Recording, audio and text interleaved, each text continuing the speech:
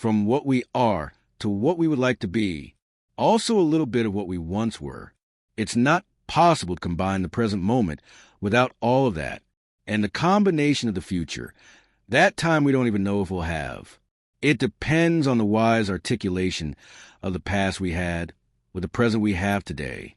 This articulation allows us to take steps, to walk, always believing that God's hand sustains us, but believing in the right way. Whenever I think of God's providence, I think of it as a favor that never ceases to be present in my life, but that at the same time never takes away my possibility of doing my part. Because humanly, my friends, we have already learned, even psychology and pedagogy teach us, that a good educator never gives a disciple a ready-made lesson. It would be a crime against a disciple to offer them a ready-made lesson. The master gives the certainty of their presence, to remove any doubt, to be able to help, to dissolve what is hindering and harming learning. But at times, the disciple will have to live with his solitude. The master remains silent and refuses to give the answer we so desperately seek. It's not like that in life. The answers that God can only give us are through his silence. This is also God's hand sustaining us, because sometimes we have the illusion, and this is the fruit of a naive vision. Unfortunately, religious discourse throughout our lives can lead us to naive views. That God will do everything for us, that God does this, that God does that. Is that right?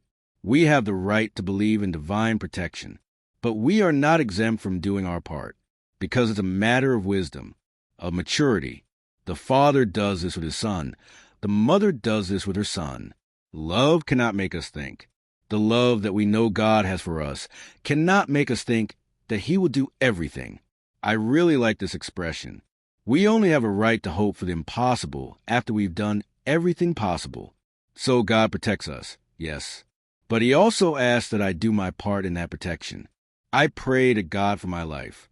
I ask him to give me health, but I need to do my part so that his health becomes a reality in my life.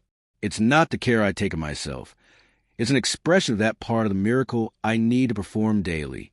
So, sometimes I identify God's hand being present in my story, but not holding me as I think he does. Yes, some helplessness is extremely important in our human process. It would be very interesting if we learned this from the cradle, but unfortunately not. So it's never too late for us to learn. The lack of protection that we sometimes feel in life is also the hand of God, because he who loves says protects, so that you are exposed to what you need to live and experience alone. His presence is always watching over us, always guiding us, because that is very interesting. The more we grow, the more we mature in our experience with God, the greater our capacity to hear and understand his voice in our story. So God protects me even when he is distant. You know, it's not that he is distant. It's that we feel it because of life situations. The context makes it difficult to perceive this intense presence in our lives. So that moment of despair, oh my God, it seems like I've been abandoned by you, doesn't it? That despair is part of protection in our lives. Because whoever loves knows very well that love also needs to go through the harsh experience of being unprotected, because an excess of love leaves you unprotected. Isn't that how it works? When a person is excessively protected, deep down, the opposite of all that, there is a lack of protection, because that person cannot mature. So they will be eternally naive. They will eternally believe that they are in a fairy tale, and life is not a fairy tale. So, believing in God's protection doesn't give us the right to think that God will do everything for us, that he will walk for us. No, he will always be strengthening us in the face of these battles that we need to face, but we will be responsible for doing our part. It was like that with Moses. This song mentions Moses, doesn't it? It was this one. It was this hand that helped Moses divide the sea in two in that passage. A very great wealth that is in Exodus. When Moses is terrified, why did he take the people out of Egypt? And he went towards that protected land, promised. You see that it is also somewhat protected, isn't it? The promised land would be reached with a promise that God made to Moses, provided that he was encouraged to take that people out of slavery and cross the difficulties of the desert. Look here. Whoever has had the opportunity to go to Israel knows very well what the desert is like. You enter that desert to a man's heart as a promise is a very difficult thing, and the people believed they followed Moses. They began to live with the restrictions of the desert, the hunger. They began to miss onions. It's not that they ate onions in Egypt during the time of slavery. Onions were the main food. That's why sometimes we use the expression, "Don't cry over the onions of Egypt." It's not like that. You must have heard this expression when someone advises you not to stop lamenting the past. What does it mean to lament the onions of Egypt? I mean, I was a slave, but I had this. I had onions to feed myself, and now I'm free, but I have nothing. Calm down. Give the desert time. Allow the desert to tell you what it needs to tell you. Even hunger. Restriction is extremely important in the human process. We constantly see people who are spoiled because they lack nothing. It's terrible when you have a child who has been pampered since childhood, who has lacked absolutely nothing. And suddenly, in the open field of life, suddenly, that person needs to face the desert of life, and they don't have enough ammunition to cope. So what to do? How do we face the desert there? At that moment, when Moses leads the people out of slavery and is encouraged to lead them through the desert on the way to the promised land, he also feels fear. He also doesn't know what will happen. That's why, all the time, through the manifestations of God, at that moment in Moses' life, he communicates with God. These are the epiphanies. It's not that these are glorious manifestations of God there, through simple reality. It's the burning bush. It's the rock that gushes water. In short, God is talking to Moses, giving him signs that he is on the right path, but he doesn't deprive him of the vulnerability that the desert causes him. So vulnerable, in that desert, materially speaking, he can establish a trust in God that no other comfort had given him. You see how interesting it is? How vulnerability, apparent vulnerability, has a whole reserved and behind-the-scenes care there. In the same way that you, as a father or mother, create a restriction for your child so that he can mature. Isn't that so? Sometimes you take something away from your child so that he really feels a lack, so that later he is able to value it. I repeat, many people fail in life because they lack nothing. Then you observe that when too much is lacking, it can also cause an imbalance. 11, lack of trust in life, in people. So what is it? The balance that works when you start educating by providing protection, and, in parentheses, protections where that person will still have to face the situation alone, even if you're watching from afar. I, for example, have faced extremely difficult situations in my life where it wasn't enough for the other person to say, "I'm here." Why? Because they were mine. It even helps to look to the side and know that you have a friend with you, that there is a mother, that there is a father or brother. But in many moments of our lives, this ordeal is meant to be lived in solitude. That's when I need to live, that feeling of being unprotected, in the same way that Moses experienced when he stepped into the desert, the discomforts of the desert. In facing those discomforts, he understood that it is the human condition. So I also have this experience, do you? I don't want to live my life in blissful silence. I really don't. And that's why, since I was very young, when life was difficult for me, I found something in that discomfort that made me think bigger, that made me think beyond. Moses, experiencing the discomfort of the desert, needed to convince those around him that that discomfort would be worthwhile. Moreover, some wanted to return to slavery. Look how human weakness is. It is very present in our lives in moments of discomfort. How many people? Let me give you a simple example to help you understand. There are people who need to break up with relationships that are terrible, disastrous. That person only does you harm. You know it, but you have a bond with them. You have a real need. You can't break up with them. So suddenly, you get the courage, you go through with it. Of course, in front of you, this person isn't good for me. I can't marry this person, because if it's like this during the dating phase, imagine what it will be like when I get married. Then, during my married life, it will become hell, even worse than it already is. Then you get the courage, motivated by people around you, to break up, and it's terrible the day you break up. The suffering is cruel inside you. It feels like you'll never recover, that you only think about that person. Why? Because even though she hurts you so much, you have an unhealthy bond with her, an emotional dependency. You know she hurts you, but you don't know how to live without her. Then you start taking steps. The first week is horrible. You just cry. You can't hear the music. You can't smell the scent. You can't. Suddenly, you start taking steps toward liberation. It's as if you're walking toward a land that will only do you good. And a month later, that suffering is better. 2 months later, that suffering is better. And suddenly, you don't even remember anymore. Of course, there's still a silent bond there, being disarmed because emotional dependency doesn't die overnight. We need it. It's like suffocating a cancerous cell with the chemotherapy process. You know, you're taking the life out of the cancerous cell, the cell that kills us. Then, let's say 3 months later, you meet that person again, and you have that famous relapse. And that's it. The castle you were building, the ground you had walked on, which had been so difficult. You throw it away and you go back to Egypt. You go back to slavery. You do the same thing as using. Moses' companions want to go back to eating onions, go back to eating rotten, spoiled food. Then you rekindle that relationship because it's unhealthy and you didn't maintain the necessary distance.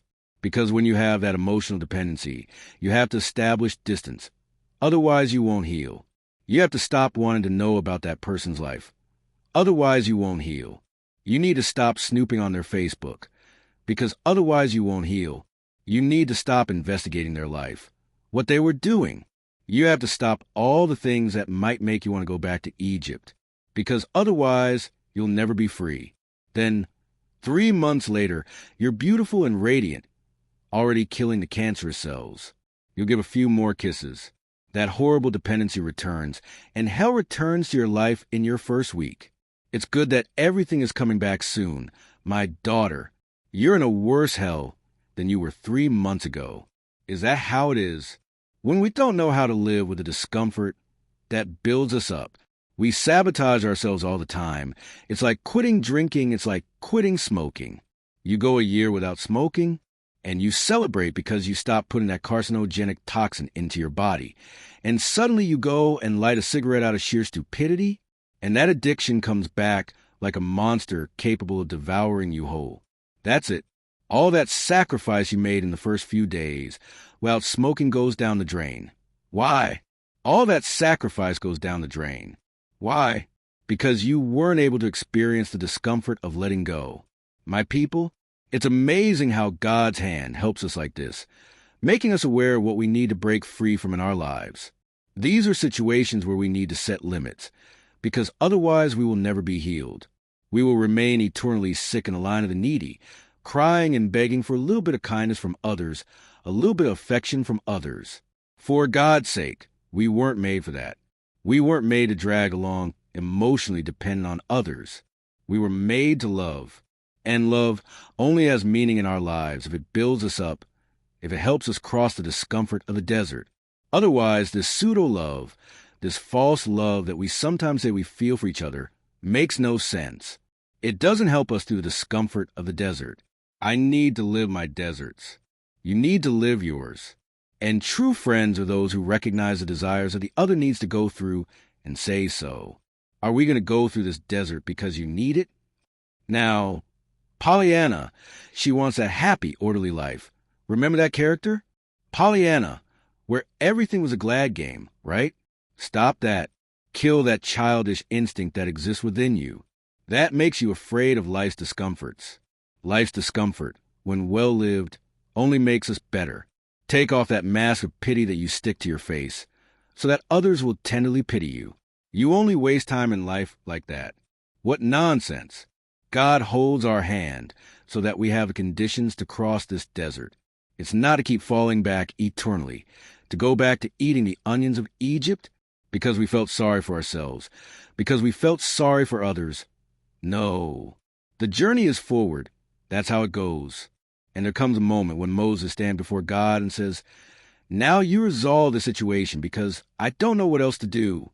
They've already built a golden calf in the middle of the road. They've already caused trouble. They're even worshiping other things.